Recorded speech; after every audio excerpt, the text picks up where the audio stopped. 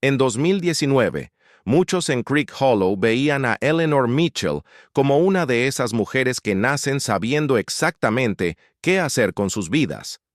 A sus 62 años, aparecía en revistas de negocios, participaba en importantes eventos benéficos de la ciudad y era considerada casi un referente en el mercado del diseño de interiores de lujo. Pero la realidad era mucho menos glamurosa de lo que la gente imaginaba. Eleanor estaba constantemente cansada, desde la muerte de su esposo, Richard Mitchell, a causa de un agresivo cáncer de páncreas. Prácticamente había convertido su vida en una extensión de su empresa. Dormía poco, comía mal, olvidaba sus citas personales y pasaba más tiempo en salas de reuniones que en su propia casa. Su oficina tenía un enorme ventanal con vistas al río de la ciudad, pero hacía tanto tiempo que no se detenía ni 5 minutos a contemplar esa vista, que a veces ni siquiera recordaba que existía. Todo lo que hacía giraba en torno a su hijo, Daniel. En su opinión, cada trato, cerrado, cada noche de trabajo y cada sacrificio servían para asegurar que él tuviera un futuro seguro y estable, digno del nombre que Richard se había forjado antes de morir. La boda de Daniel estaba programada para un sábado de septiembre a solo 4 días de distancia, y todo el pueblo parecía absorto en el evento como si se tratara de un acontecimiento político. Eleanor pasaba las mañanas resolviendo problemas de la ceremonia y las tardes intentando compaginar las reuniones en Mitchell, Creek Interiors, con detalles absurdamente específicos de la fiesta. El servicio de catering había cambiado el tipo de copa para el vino principal. La decoración floral no terminaba de convencer a Brooke. Y el vestido de la madre del novio necesitaba ajustes urgentes porque Eleanor había perdido mucho peso en los últimos meses. Y eso era precisamente lo que empezaba a asustarla. Estaba olvidando pequeñas cosas. A veces entraba en una habitación y no recordaba por qué había ido. En otras ocasiones, repetía historias sin darse cuenta. Daniel y Brooke siempre intercambiaban miradas discretas en esos momentos. No eran miradas escandalosas, eran peores. Eran esas miradas rápidas, silenciosas, casi compasivas, que hacen que uno empiece a dudar de su propia cordura. Brooke tenía una forma de hablar extremadamente controlada, con una voz baja y excesivamente tranquila, y a menudo le tomaba del brazo a Eleanor, diciéndole cosas como, «Has estado trabajando demasiado», o «Quizás sea hora de bajar un poco el ritmo». Al principio Eleanor pensó que era una preocupación genuina. Luego comenzó a sentir una extraña sensación que crecía en su interior, como si estuviera perdiendo terreno en su propia vida sin darse cuenta de cuándo había comenzado. Lo más aterrador era que Eleanor no podía precisar cuándo empezó a dudar de su propia memoria. No fue nada grave. Fue lento, casi imperceptible. Un diario que apareció en lugares donde juraba no haberlo dejado. Un contrato que ella misma había revisado y que luego le pareció completamente desconocido. Un almuerzo con inversores donde Daniel tuvo que completar información que, según él, su madre había olvidado en medio de la conversación. Hubo un episodio específico que se le quedó grabado durante semanas. Eleanor llegó temprano a la oficina un martes lluvioso y encontró a Vivian Park, vicepresidenta de operaciones de Mitchell Creek Interiors, mirándola extrañamente cerca de la sala de descanso. Vivian le preguntó si se encontraba bien. Eleanor respondió que sí, pero Vivian dudó antes de decir que la noche anterior, Eleanor había enviado un correo electrónico completamente vacío a toda la junta directiva a las 2:40 am. Eleanor no recordaba haberlo hecho. Cuando abrió su computadora, el correo electrónico estaba allí, sin asunto, sin texto, simplemente enviado. Se quedó mirando la pantalla durante casi un minuto entero, sintiendo un extraño escalofrío recorrerle la espalda mientras la oficina comenzaba a llenarse de empleados. Fue por esta época cuando Brooke insistió en que Eleanor conociera al Dr. Alan Prescott, un neurólogo muy respetado en la ciudad. El hombre tenía una actitud tranquilizadora que incomodaba a Eleanor sin que ella entendiera exactamente por qué. Hablaba demasiado bajo, sonreía en los momentos menos oportunos y hacía preguntas mirándola fijamente a los ojos, como si observara no solo las respuestas, sino también cuánto tardaba en contestar. Daniel acompañó a su madre a la primera cita y pasó casi la mitad de la sesión describiendo sus pequeños olvidos.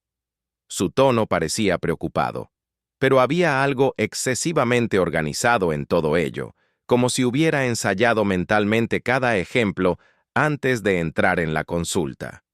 Eleanor salió de la clínica con una carpeta beige llena de resultados de pruebas y una sensación humillante que nunca antes había experimentado. Por primera vez en su vida, temía volverse vulnerable. Y lo peor es que no se lo contó a nadie. Hay un aspecto muy cruel en empezar a pensar que tu propia mente te está fallando, porque dejas de confiar incluso en tus propias emociones. Si usted, oyente, ha vivido algo similar con un padre o incluso consigo mismo, por favor, comente desde dónde escucha esta historia. Muchas personas pasan por esto en silencio, y nadie se da cuenta de la magnitud de la desesperación hasta que les sucede en su propia familia. 2 días antes de la boda, Eleanor salió del trabajo a primera hora de la tarde para resolver personalmente un problema trivial con el pastel de la recepción. Brooke había pedido cambios de última hora en la decoración de azúcar e insistió en que todo debía ser más sofisticado, aunque Eleanor, sinceramente, ya no podía distinguir entre el verdadero lujo y la mera exageración para la cámara. La pastelería Martinelli estaba ubicada en una calle antigua del centro histórico de Creek Hollow, encajada entre una relojería casi vacía y una tienda de vinos importados que parecía existir solo para millonarios aburridos. Gina Martinelli, la dueña de la pastelería, conocía a Eleanor desde hacía más de 30 años. Era una mujer menuda con el pelo gris recogido en un moño torcido y las manos quemadas por el horno tras décadas trabajando allí. Cuando Eleanor entró en la tienda, inmediatamente sintió que algo andaba mal. Gina no sonrió, no le ofreció café, no comentó nada sobre la boda. Simplemente se acercó rápidamente, la agarró del brazo con fuerza y le dijo en voz baja que necesitaba mostrarle algo de inmediato. Eleanor intentó preguntar qué estaba pasando, pero Gina simplemente la arrastró por la parte trasera de la cocina, a través de estrechos pasillos que olían a masa horneada y azúcar quemada. Detrás de la cocina había una pequeña habitación que antes se usaba para almacenar existencias, prácticamente oculta entre viejas paredes y cajas apiladas. Gina cerró la puerta y se quedó allí unos segundos, incapaz de hablar con claridad. Su rostro estaba más pálido de lo que Eleanor jamás lo había visto.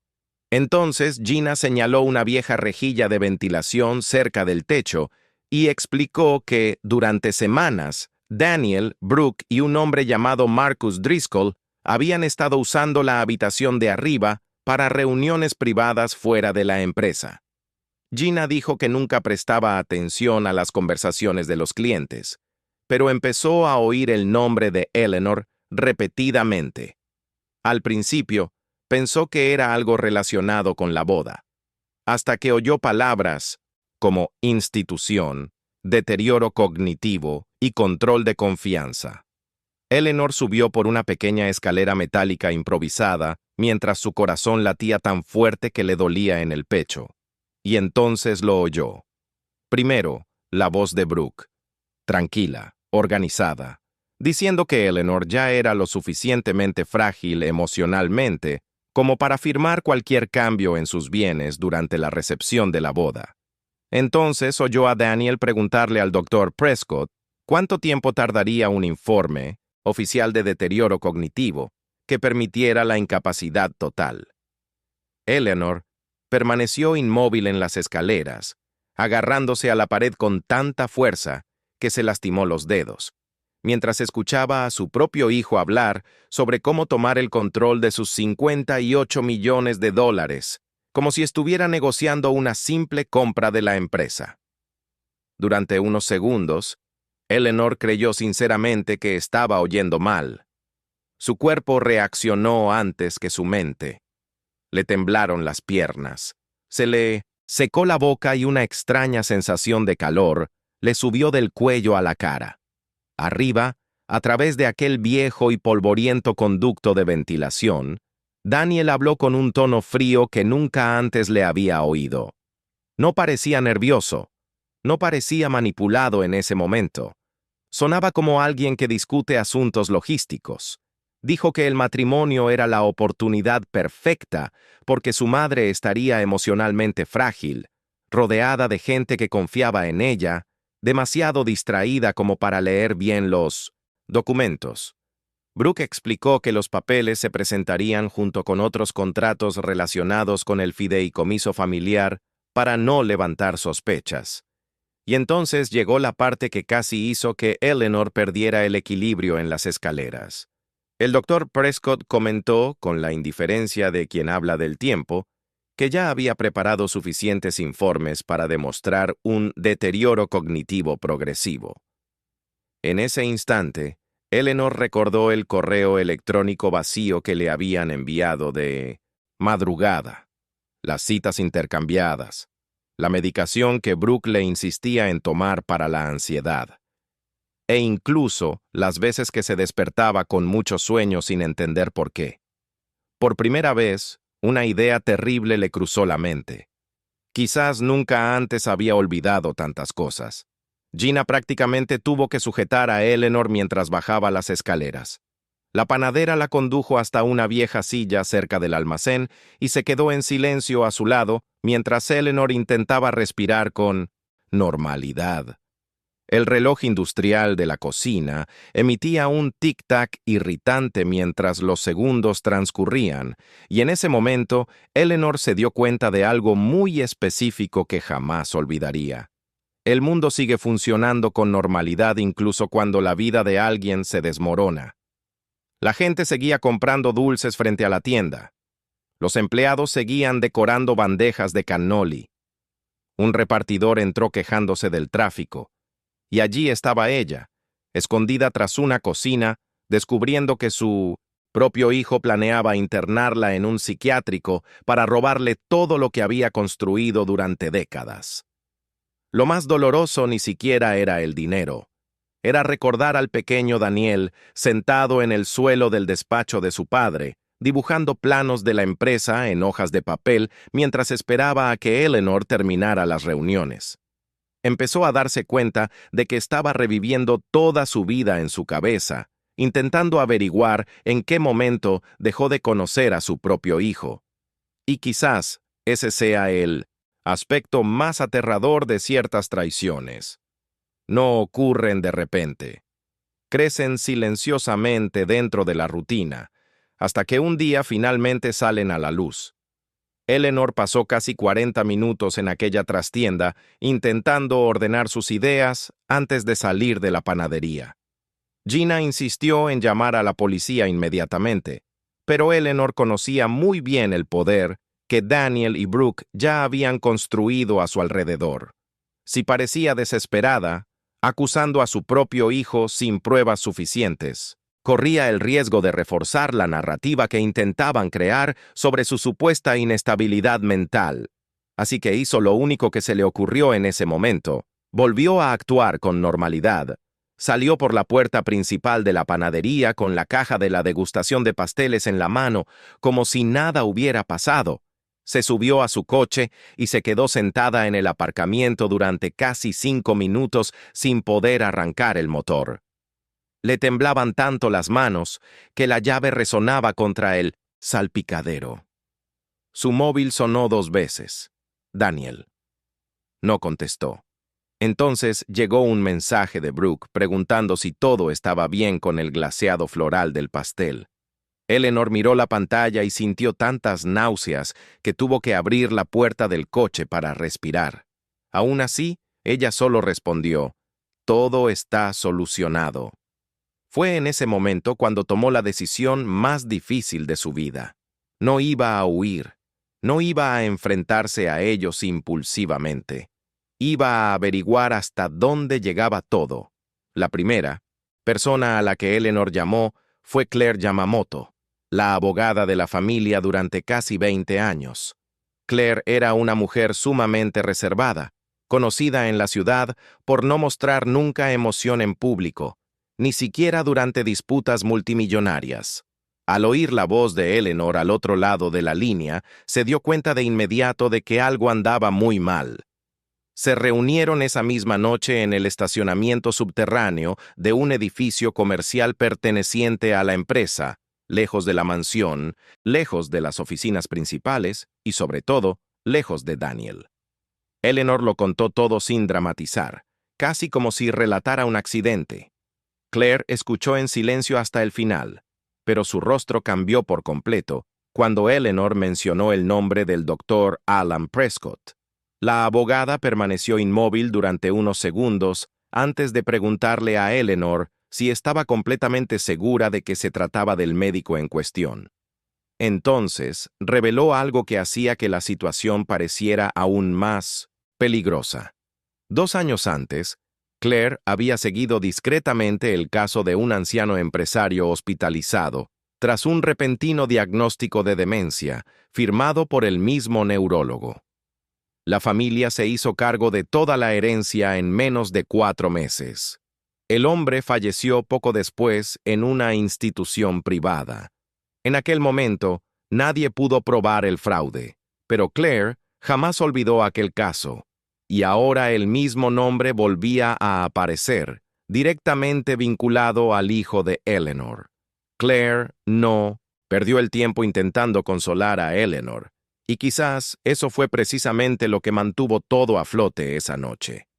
Mientras que cualquier otra persona probablemente habría reaccionado con lástima o sorpresa, Claire inmediatamente comenzó a actuar como alguien que intentaba prevenir un desastre inminente. Le pidió a Eleanor que apagara su teléfono móvil principal.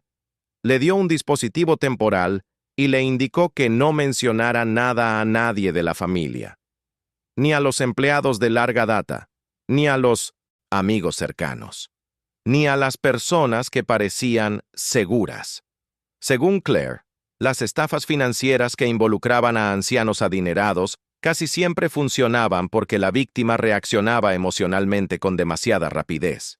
Y Brooke, según el perfil que Eleanor describió, parecía exactamente el tipo de persona preparada para darle la vuelta a la situación y transformar cualquier desesperación en una prueba de inestabilidad mental.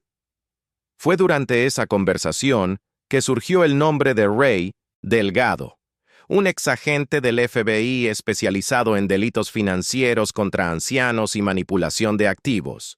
Eleanor nunca había oído hablar de él. Claire explicó que Ray investigaba discretamente esquemas de tutela fraudulenta que involucraban a médicos, abogados y familiares. Y por primera vez desde lo ocurrido en la panadería, Eleanor sintió un miedo diferente. Ya no era solo un problema familiar.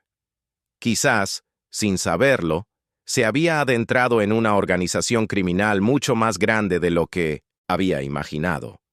Ray Delgado se presentó a la mañana siguiente en la oficina secundaria de Mitchell Creek Interiors, con vaqueros oscuros, una camisa sencilla y una gorra de béisbol vieja, que lo hacía parecer más un electricista cansado que alguien acostumbrado a investigar fraudes millonarios. Tendría poco más de 50 años, con una mirada extremadamente atenta y la extraña costumbre de observar las salidas de la habitación incluso antes de sentarse. Eleanor volvió a contar todo mientras él anotaba detalles específicos en una pequeña libreta arrugada. En el momento en que mencionó a Marcus Driscoll, su expresión cambió por completo. Ray levantó lentamente la vista y le preguntó si estaba segura de ese nombre. Luego reveló que Marcus era un abogado desacreditado que había sido investigado extraoficialmente durante años por su participación en la manipulación de activos de familias millonarias. El plan casi siempre seguía el mismo patrón: cercanía emocional, aislamiento psicológico de la persona mayor. creación gradual de dudas sobre la capacidad mental de la víctima y, finalmente, incapacidad legal acompañada de la transferencia de activos. En algunos casos, según Ray, las víctimas terminaban sedadas en instituciones privadas, donde prácticamente desaparecían de su vida social. Eleanor escuchó aquello y sintió que el estómago se le encogía lentamente, porque en ese momento comprendió algo terrible. Si Gina no la hubiera arrastrado a aquella habitación oculta tras la cocina, probablemente estaría sonriendo y brindando en la boda de su hijo mientras firmaba su propia sentencia de muerte. Durante las siguientes 48 horas, Eleanor prácticamente desapareció de la vida pública mientras se iniciaba una investigación silenciosa a su alrededor. Vivian Park fue la primera persona de la empresa en quien decidió confiar, además de Claire. Vivian trabajaba en Mitchell Creek Interiors desde los 20 años y conocía la rutina financiera de la empresa mejor que el propio Daniel. Cuando escuchó toda la historia, no mostró sorpresa, y eso asustó a Eleanor más que nada. Vivian reveló entonces que llevaba meses notando movimientos extraños, contratos antiguos que desaparecían del sistema, clientes de larga data que rescindían acuerdos sin explicaciones convincentes, e información interna filtrada a la competencia poco antes de negociaciones importantes. Sospechaba de sabotaje corporativo, pero jamás imaginó que Daniel estuviera directamente involucrado. Ray comenzó a rastrear las transferencias financieras y encontró pagos indirectos vinculados a empresas fantasma asociadas con Marcus Driscoll. Al mismo tiempo, Claire descubrió documentos preparados para ser firmados durante la recepción de la boda, ocultos dentro de una carpeta aparentemente banal de reorganización de activos. El plan era tan calculado que resultaba casi cruel. Daniel presentaría los documentos durante un momento emotivo de la fiesta, utilizando un discurso sobre proteger el legado familiar para convencer a su madre de que firmara sin leerlo todo detenidamente. La noche anterior a la boda, Eleanor regresó sola a casa después de pasar horas revisando documentos con Claire y Ray. La mansión estaba en un silencio casi asfixiante. Por primera vez en décadas, tenía miedo de dormir en su propia casa. Atravesó la sala principal y vio fotos antiguas esparcidas sobre el piano negro que Richard solía tocar durante sus noches de insomnio. Había una fotografía de Daniel a los 8 años con un traje demasiado grande en el funeral de su padre, intentando parecer fuerte mientras le tomaba la mano. Eleanor se sentó en el sofá, mirando esa imagen durante un largo rato, tratando de comprender exactamente dónde había perdido a su hijo en medio de tantos años de trabajo ininterrumpido. Y quizás eso es lo que más destruye a alguien en estas situaciones. Darse cuenta de que ciertas tragedias no comienzan con la traición, sino mucho antes, en los pequeños silencios que la rutina crea dentro de la familia. Si has leído hasta aquí, comenta dónde estás escuchando o leyendo. Historias como esta parecen exageradas hasta que suceden cerca de nosotros. Y a veces alguien del otro lado puede estar notando señales similares en su propia casa en este preciso momento. El día de la boda amaneció bochornoso, con un extraño cielo gris que cubría Creek Hollow como si fuera a llover en cualquier momento. Eleanor se despertó antes de las 5 de la mañana sin necesidad de despertador. Había dormido menos de 2 horas. Su mente parecía funcionar en un estado automático, casi frío, como alguien que ya había llorado todo lo que tenía que llorar, y ahora solo necesitaba sobrevivir hasta el final del día. Claire le había indicado que actuara exactamente como se esperaba. Nada de cambios repentinos de comportamiento, nada de confrontación, ninguna señal de desconfianza. Así que Eleanor bajó a la cocina, se preparó su propio café y pasó casi 20 minutos mirando por la ventana trasera mientras los jardineros terminaban los últimos ajustes en el área exterior donde se celebraría parte de la recepción. La boda se celebraría en un histórico hotel de la familia Ashcroft, un lugar absurdamente lujoso, frecuentado por hombres de negocios, políticos y personas acostumbradas a ocultar escándalos tras costosas copas de champán. Alrededor de las 7 de la mañana, Daniel apareció en la mansión vestido con ropa deportiva y una sonrisa cansada, fingiendo estar simplemente nervioso por la boda. Abrazó a su madre durante un buen rato y le preguntó si había dormido bien. Eleanor respondió que sí, mirándolo fijamente a los ojos. Y ese fue quizás el momento más doloroso de toda la pesadilla, porque una parte de ella aún albergaba la desesperada esperanza de que todo fuera un error imposible. Mientras la ceremonia se celebraba en el jardín principal del hotel, Ray Delgado y 2 investigadores privados circulaban discretamente entre empleados, proveedores e invitados. Claire ya había preparado copias de los documentos clave por si algo salía mal. Vivian supervisaba en tiempo real los mensajes y las transacciones financieras vinculadas a las cuentas de la empresa. Todo parecía absurdamente calculado para una boda, y Eleanor sentía una sensación casi extracorpórea al ver a los invitados sonrientes, a los camareros sirviendo y a los músicos tocando violines mientras toda una red criminal estaba a punto de desmoronarse en su interior. Brooke entró en la ceremonia con un vestido blanco minimalista extremadamente caro, de esos que solo parecen sencillos porque cuestan una fortuna. Daniel parecía emocionalmente distante durante los votos. En varios momentos, sus ojos buscaban a Eleanor entre los invitados, como si intentara confirmar que seguía siendo lo suficientemente vulnerable emocionalmente para que el plan funcionara. Y ella continuó actuando a la perfección. Sonreía cuando tenía que sonreír. Abrazaba a los invitados. Recibía halagos. Nadie allí imaginaba que, escondida dentro del elegante bolso que llevaba en el brazo, Eleanor tenía copias de informes médicos falsificados, registros bancarios, correos electrónicos internos y grabaciones suficientes para destruir la vida de su propio hijo delante de toda la élite de la ciudad. La ceremonia terminó poco antes del atardecer y la recepción comenzó con esa atmósfera artificialmente perfecta que solo las fiestas más caras pueden crear. Enormes candelabros reflejaban una luz dorada en las copas. Los camareros caminaban en silencio sincronizado, y un cuarteto tocaba versiones lentas de canciones populares, mientras famosos empresarios elogiaban la decoración del salón, sin saber que estaban en medio de una trampa cuidadosamente tendida. Eleanor observaba todo casi como una espectadora de su propia vida. En varios momentos, sintió pequeñas oleadas de náuseas al ver a Daniel sonriendo a los invitados o abrazando a Brooke por la cintura para las fotos. No parecía un criminal. Simplemente parecía un novio común y corriente.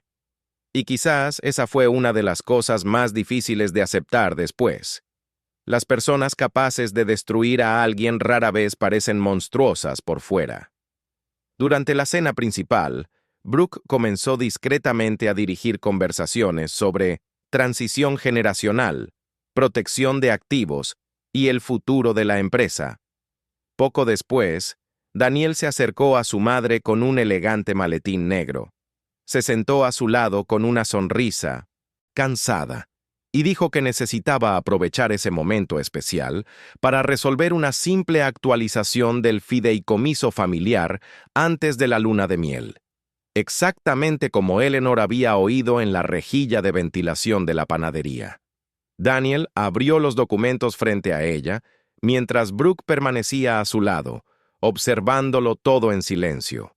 La sala seguía funcionando con normalidad, ajena a que la situación estaba a punto de estallar.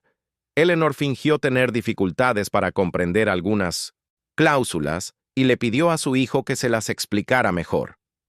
Entonces, Daniel comenzó a usar exactamente el discurso preparado. Habló sobre proteger el legado familiar, sobre aliviar el peso de las responsabilidades y sobre la necesidad de que ella comenzara a descansar más.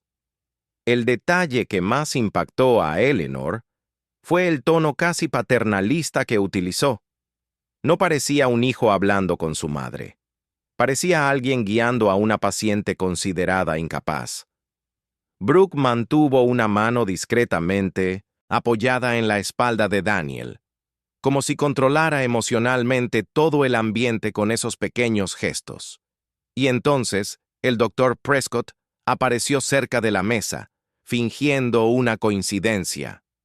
Eso fue suficiente. Eleanor cerró lentamente la carpeta, se levantó de su silla y le pidió un micrófono al coordinador del evento. Al principio, los invitados pensaron que solo daría un discurso emotivo como madre del novio. Algunos incluso empezaron a grabar con sus teléfonos móviles, sonriendo. Nadie notó el cambio en el rostro de Daniel en el momento en que Eleanor se giró hacia él y dijo, delante de todos los presentes, que antes de cualquier brindis había algunas verdades que todos debían conocer. El salón quedó sumido en un silencio extraño, de esos que empiezan poco a poco hasta que todos se dan cuenta de que algo anda completamente mal. Eleanor sostenía el micrófono con firmeza, pero por dentro sentía que el corazón le latía con tanta fuerza que le dolía el pecho. Aún así, su voz se mantuvo firme. Primero, agradeció a los invitados su presencia.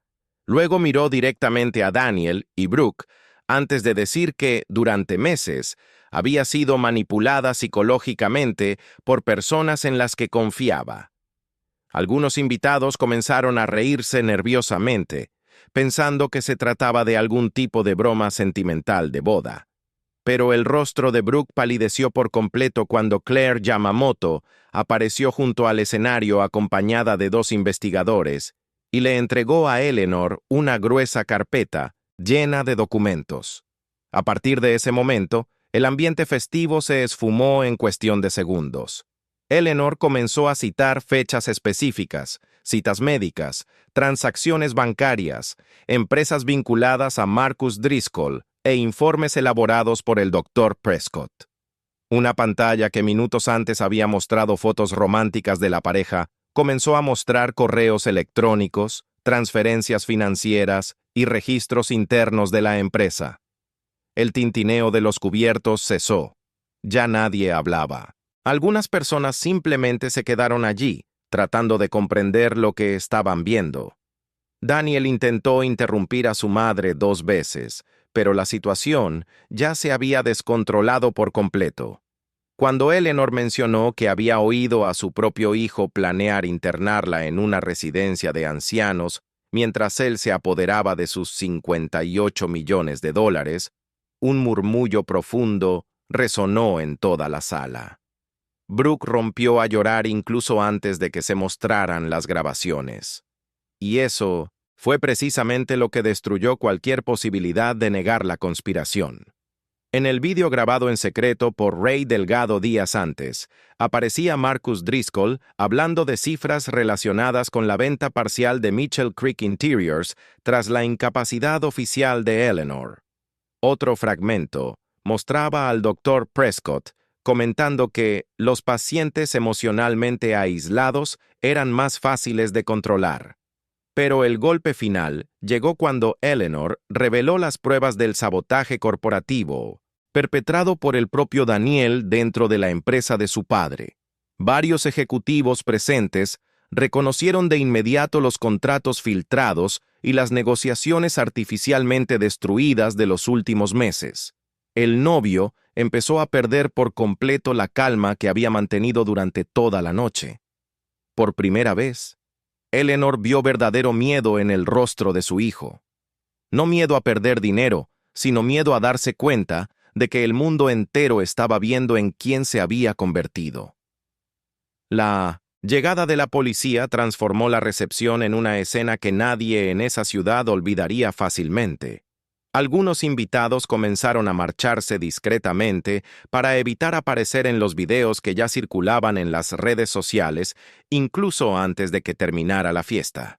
Otros permanecieron paralizados, observando todo como si aún esperaran que alguien dijera que se trataba de un absurdo malentendido. Daniel intentó hablar con Eleanor mientras la policía se acercaba, pero ella ya no podía mirarlo de la misma manera. Lo que más le dolía no era el plan financiero, sino darse cuenta de que su propio hijo había sido capaz de observar su fragilidad emocional durante meses sin sentir la suficiente culpa como para detenerse. Brooke se derrumbó por completo al ver al Dr. Prescott esposado cerca de la pista de baile. El neurólogo, que siempre parecía tan controlado, comenzó a gritar, diciendo que lo estaban usando como chivo expiatorio. Marcus Driscoll logró escapar antes de que la policía llegara al hotel. Ray Delgado sospechaba que tenía gente vigilando posibles riesgos desde el principio. Aún así, el daño ya era enorme. La élite empresarial de Creek Hollow observaba, con las copas aún llenas y las mesas decoradas con flores importadas, cómo se destapaba toda una red de fraude dirigida a personas mayores adineradas en medio de una boda fastuosa. Eleanor salió del hotel casi una hora después, acompañada por Claire y Vivian. Afuera, los periodistas comenzaron a congregarse cerca de la entrada principal mientras los coches de policía bloqueaban parte de la calle. El frío aire matutino le golpeó el rostro como si finalmente despertara de una pesadilla que se había prolongado demasiado. Solo entonces se dio cuenta del agotamiento físico que sentía. Le temblaban las piernas, le dolía la cabeza, y había un extraño vacío en su interior que ni siquiera la ira parecía llenar. Vivian llevó a Eleanor al coche, mientras Claire seguía ocupándose de los asuntos legales con los investigadores. Antes de subir al vehículo, Eleanor miró por última vez el hotel brillantemente iluminado, donde la boda se había convertido en un desastre público. Y fue allí donde comprendió algo muy duro. Sobrevivir a esa conspiración no significaba salir ilesa, porque incluso habiendo salvado la empresa, los bienes y su propia libertad, aún tendría que lidiar con algo mucho peor cuando todo terminara. El hecho de que el hijo al que había intentado proteger durante décadas había participado voluntariamente en su propia destrucción. Y sinceramente, cualquiera que haya seguido la historia hasta aquí sabe que esta es quizás la parte más difícil de aceptar en relatos como este. El dinero se puede recuperar, los nombres se pueden reconstruir, pero ciertas heridas familiares permanecen abiertas mucho después de que todo lo demás haya terminado. En los meses siguientes, Creek Hollow se convirtió prácticamente en una zona de guerra silenciosa. La investigación comenzó a revelar cosas mucho más graves de lo que Eleanor había imaginado aquella tarde en la panadería. Otras familias denunciaron situaciones similares relacionadas con el Dr. Prescott. Hijos, sobrinos e incluso exparejas habían logrado hacerse cargo de patrimonios enteros tras diagnósticos repentinos de demencia o deterioro cognitivo. En algunos casos, ancianos fueron sedados en instituciones privadas y perdieron por completo el contacto con amigos y antiguos empleados en cuestión de semanas. Marcus Driscoll fue finalmente localizado casi 4 meses después, intentando abandonar el país a través de una empresa fantasma en Canadá. Brooke accedió a cooperar parcialmente con la fiscalía a cambio de una reducción de condena, y fue durante uno de sus testimonios que Eleanor escuchó una de las frases más inquietantes de toda la historia. Brooke admitió que inicialmente creyó que Daniel era solo un hijo resentido que quería acelerar el control de la empresa, pero con el tiempo se dio cuenta de que había algo más profundo en él. Un viejo y silencioso resentimiento, acumulado durante años viviendo a la sombra de la imagen casi intocable de su madre. Eleanor escuchó aquello sin reaccionar delante de nadie, pero pasó toda la noche despierta, recordando cuántas veces ella eligió reuniones, viajes y crisis de la empresa, mientras Daniel crecía prácticamente rodeado solo de empleados, niñeras y compromisos corporativos. La primera vez que Eleanor visitó a Daniel en prisión fue casi 8 meses después de 1900, su boda. Claire pensó que era demasiado pronto. Vivian creía que no debía volver a verlo jamás. Pero Eleanor necesitaba obtener respuestas mirando directamente a su hijo, sin abogados, sin la prensa y sin informes policiales de por medio. El centro de detención estaba en una ciudad vecina, lejos del lujoso nivel de vida que Daniel había conocido toda su vida. Cuando entró en la sala de visitas con su uniforme gris, Eleanor apenas reconoció al hombre sentado al otro lado del cristal. Parecía mayor, desgastado y extrañamente vacío. Al principio, ninguno de los dos pudo decir mucho. Daniel evitó mirarla directamente, hasta que tras varios minutos de silencio, finalmente admitió algo que Eleanor jamás esperó oír. Dijo que había pasado años envidiando su fortaleza. Envidiaba cómo todos respetaban a Eleanor Mitchell, mientras él siempre parecía ser solo el hijo de Eleanor. Relató que, tras la muerte de su padre, empezó a sentir la necesidad de competir incluso por la atención de su propia madre contra la empresa. Y Brooke sabía perfectamente cómo alimentar ese vacío interior. Eleanor salió de esa prisión emocionalmente devastada porque, por primera vez, pudo ver una dolorosa verdad. Daniel no solo había sido manipulado por la codicia. También era el resultado de heridas emocionales que ambos habían ignorado durante décadas. Reconstruir Mitchell Creek Interiors llevó casi un año. Eleanor tuvo que enfrentarse a auditorías, procesos internos, clientes desconfiados y un agotamiento emocional que empezó a manifestarse físicamente. En pocos meses, su cabello se volvió más blanco, perdió peso y comenzó a sufrir frecuentes episodios de insomnio. Pero, contrariamente a lo que muchos esperaban, no vendió la empresa ni se retiró por completo. Simplemente cambió su estilo de vida dentro de ella. Por primera vez en décadas, empezó a salir de la oficina antes de las 8 de la noche. Comenzó a almorzar con empleados veteranos.